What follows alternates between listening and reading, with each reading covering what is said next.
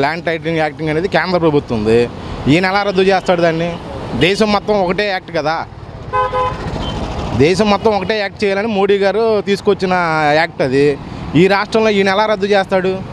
అంటే దేశం భారతదేశం ఒకటి, ఆంధ్రప్రదేశ్ ఒకటే కాదుగా, భారతదేశం మొత్తం వస్తుంది. అది వాళ్ళు ఏంటంటే ప్రజలకి బూచిగా చూపించి దాని ద్వారా లబ్ధి పొందారు అంతే. అంటే ఇది దీనివల్ల నష్టం ఉందని చెప్పి కొంతమంది అంటున్నారు కదా, లాయర్లు కానీ కొంతమంది మేధావులు కూడా. నష్టం ఏం లేదండి, అదంతా అంటే అభూత కల్పన అంతా. అదంతా ఫ్రాడు, వాళ్ళు చెప్పినట్టు ఫ్రాడు జరిగేది అదే. ఎవడొచ్చినా ల్యాండ్ టైటిలింగ్ యాక్టింగ్ పెట్టాల్సిందే, అది మోడీ ఆదేశం. అది ఈ భారతదేశం మొత్తం పెట్టేది అది. ఆంధ్రప్రదేశ్లో ఒకటే కాదు అది. మరి పరిణామాలు ఎలా ఉంటాయి అంటే ఇక్కడ రద్దు చేస్తామన్నారు, వాళ్ళు అమలు చేయాలని మీరు చెప్తారు, అమలు చేపిస్తారని చెప్పండి. అవును, మరి మోడీ గారు ఊరుకోడు కదా, మరి దేశం మొత్తం పెట్టాల్సిందే కదా, ఆయన ఒప్పుకోడుగా. అది అంటే మీరు చూస్తున్నారు ఇప్పుడు అనేక సంతకాలు కూడా ఈ రోజు చేయబోతున్నారని చెప్పి వార్తలు కూడా రావడం జరుగుతుంది. ఏదైతే ఉందో ఇప్పుడు మరి 5 ఏళ్ళు ఆయన ఏం చేస్తాడో చూడాలిగా మనం కూడా. అలా అనకూడదుగా, ఆయన హామీ ఇచ్చాడు, హామీ నెరవేరితే ప్రజలు ధన్యులు, నెరవేరకపోయింది అనుకోండి ప్రజలే వైనాట్ 175 అంటారు అప్పుడు. అది ఉచిత ఆర్టీసీ ప్రయాణం కూడా పట్టబోతున్నారు కదా జిల్లాల పరిమితిగా. అది మరి అది తెలియదు, మరి అది అలాగా ఉంటుందండి. అదే అది ఆర్టీసీకి నష్టమే, ప్రజలకు చాలా చాలా పెనుభారం అయిపోద్ది. అది అవన్నీ మన ట్యాక్సీల రూపాన వాళ్ళు తీసుకోవడమే, కానీ వాళ్ళు ఏదో ప్రజలకు పెట్టినట్టు చేస్తారే, కానీ అవన్నీ కూడా లాభము నష్టం ప్రజలే పడాలి, వాళ్ళదేముంది.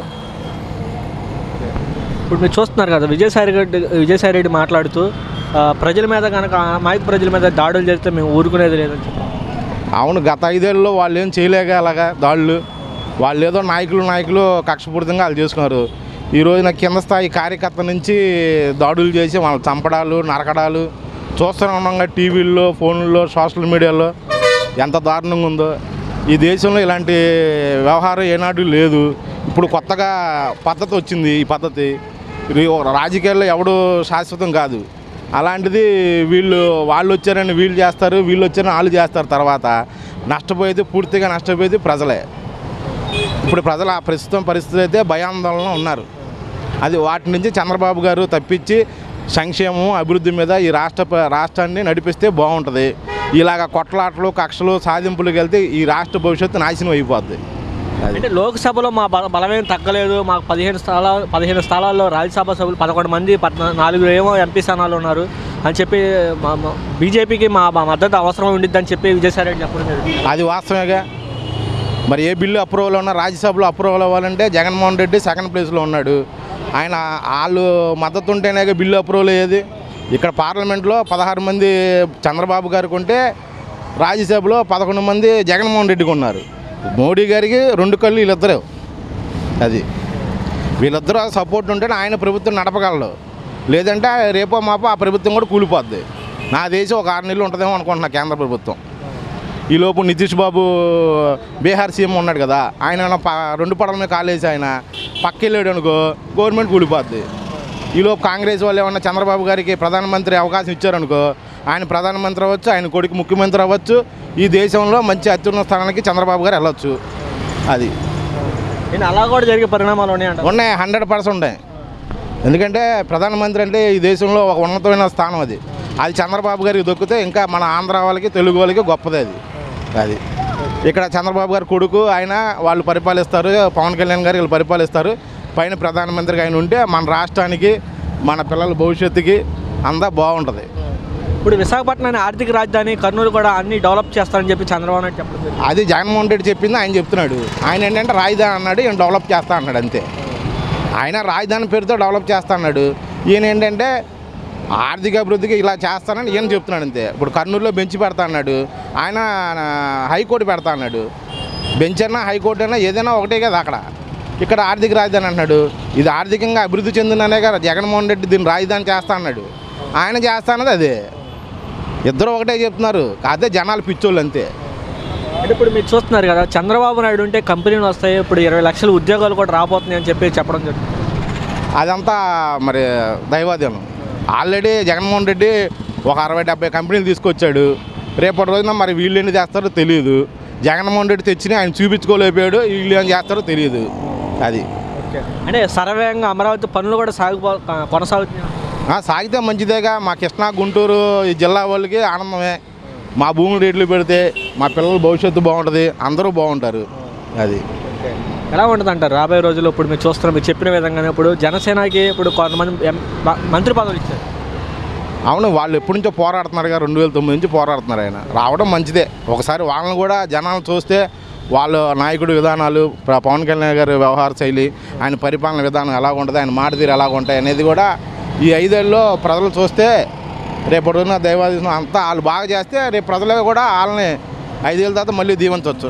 ఇప్పుడు జగన్మోహన్ రెడ్డి గారు ప్రభుత్వం ఉన్నప్పుడు సామాజిక న్యాయం జరిగిందంటారా? మంత్రి పదవిలో ఇప్పుడు చంద్రబాబు నాయుడు గారు ఉన్నప్పుడు సామాజిక న్యాయం జరిగిందంటారా? జగన్మోహన్ రెడ్డి ప్రభుత్వంలో సామాజిక న్యాయం జరిగింది. ఎలా చెప్తారు?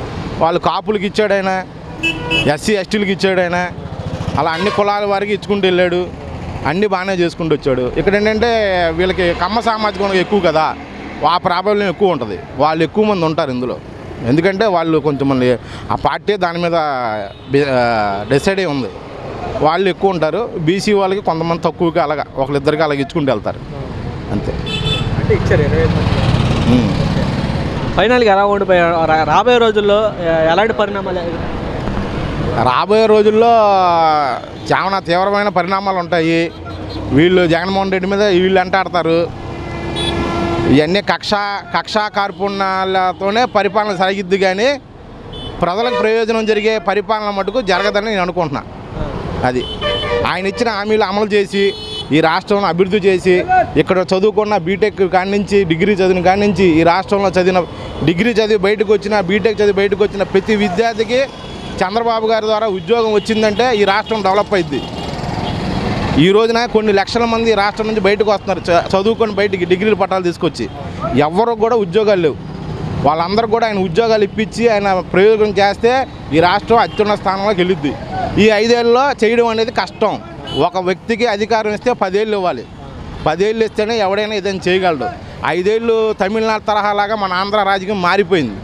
వాళ్ళు ఎక్కువ ఇస్తున్నారని ఈ జనాలు వాళ్ళకేసేయడం, ఈయన ఇంకొక ఆయన ఎక్కువ ఇస్తారని చెప్పి ఈయన వాళ్ళకేసేయడం. ఇంకా రాష్ట్రం డెవలప్మెంట్ ఉంటుంది. ఒక వ్యక్తికి 10 ఏళ్ళు అధికారం ఇస్తేనే ఈ రాష్ట్రం అభివృద్ధి చెందిద్ది. అది ప్రజలు కూడా గమనించాలి. అది అంతేకాని ఇప్పుడు చంద్రబాబు గారు వచ్చారు, ఈయన 10 ఏళ్ళు సాగించామనుకో మనం అందరం బాగుపడతాం. అదే 5 ఏళ్ళకి చేసి మళ్ళీ ఇంకొక ఆయన వచ్చి పథకాలు ఎక్కువ ఇస్తాననుకో జనాలు కక్కుర్తి పడిపోయి ఆ 1000-2000 కక్కుర్తి పడి ఓట్లు వేసేసి రాష్ట్రాన్ని నాశనం చేస్తున్నారే, కానీ బాగుపడదాం ఎవరికైనా ఉందా? ఎవరికీ లేదు. అంటే ఇప్పుడు మీరు చెప్పే జగన్ ఇచ్చిన పథకాల కంటే ఎక్కువ ఇస్తానని చెప్పడం జరిగింది. దానివల్ల ప్రజలు మళ్ళారని చెప్పి వాస్తవం. అది జగన్ ఇచ్చిన పథకాల కన్నా ఇప్పుడు ముసలు వృద్ధులు ఉన్నారు. గత 2 నెలల ముందు ఏమన్నారు, మా పెన్షన్ మా ఇంటికి వచ్చి ఇచ్చేవాళ్ళు మమ్మల్ని నాశనం చేశారు, చంద్రబాబుని నానా తిట్లు తిట్టారు. ఆయన 1000 ఇస్తాను మీకు 4000 ఇస్తా అన్నాడు. 3 నెలలకి 3000 ఇస్తా అన్నాడు. ఆ 7000కి ఆశపడి వృద్ధులందరూ కూడా ఆయనకే వేశారు ఓట్లు. అది దాన్ని మనం తప్పు పట్టవసరలా. వృద్ధులందరూ కూడా చంద్రబాబు గారికి వేశారు ఓట్లు. వైసీపీ మటు వేయలే. ఎందుకని? ఆ 1000 రూపాయలకి ఆశపడ్డారు వీళ్ళు. అది ఇంటికి వచ్చి పెన్షన్ తీసుకుంటున్నాడు, మనకి పెన్షన్ ఇస్తున్నాడు అని ఆశ, అది దాని మీద ఆశపడలా, నమ్మకం పెట్టుకోవాలా. నాకు 1000 రూపాయలు ఎక్స్ట్రా వస్తుంది, చంద్రబాబు వస్తే 1000 రూపాయలు ఎక్స్ట్రా ఇస్తున్నాడు, ఈ 3 నెలలకి 3000 ఎక్స్ట్రా ఇస్తున్నాడు, 7000 వస్తున్నాయి. ఆ 7000కి ఆశపడి వీళ్ళ 66 లక్షల మంది ఓట్లు వేశారు ఆయనకి. ఇప్పుడు జగన్ ఓటమి కారణాలు అంటూ ఉంటారు ప్రధానంగా. జగన్ ఓటమి కారణం ఏంటంటే 2019లో పనిచేసిన వైఎస్ఆర్సీపీ కార్యకర్తలు 2024లో పనిచేయలే. అదంతా ఆయన వైఫల్యం. అది ఆయన వైఫల్యంతోనే జరిగింది. ఆయన ఏమనుకున్నాడంటే నేను అందరికీ అన్నీ ఇచ్చేస్తున్నాను, నాకు ఓట్లు పడిపోతాయి అనుకున్నాడు. ఆయన కార్యకర్తలను ఆయన విస్మరించాడు. నా వాలంటీర్లు ఉన్నారు, నా పార్టీ నా వ్యవస్థలు ఉన్నాయి, నేను ఇచ్చిన డబ్బులు ఉన్నాయి, అవే నన్ను కాపాడుతాయి, నన్ను గెలిపిస్తాయని ఆయన అనుకున్నాడు. కానీ ఆయన విస్మరించిందంటే ఆయన కార్యకర్తను వదిలేశాడు. ఆయన నా వాలంటీర్లే నా కళ్ళు అన్నట్టు ఆయన ఉన్నాడు. ఆ వాలంటీర్లు ఈరోజు ఆయన మోసం చేశారు. ఆయన కార్యకర్తను నమ్ముకొని ఉంటే ఈ రోజున మళ్ళీ ముఖ్యమంత్రి అయ్యేవాడు. అలాంటి వ్యక్తి కార్యకర్తలను వదిలేశాడు.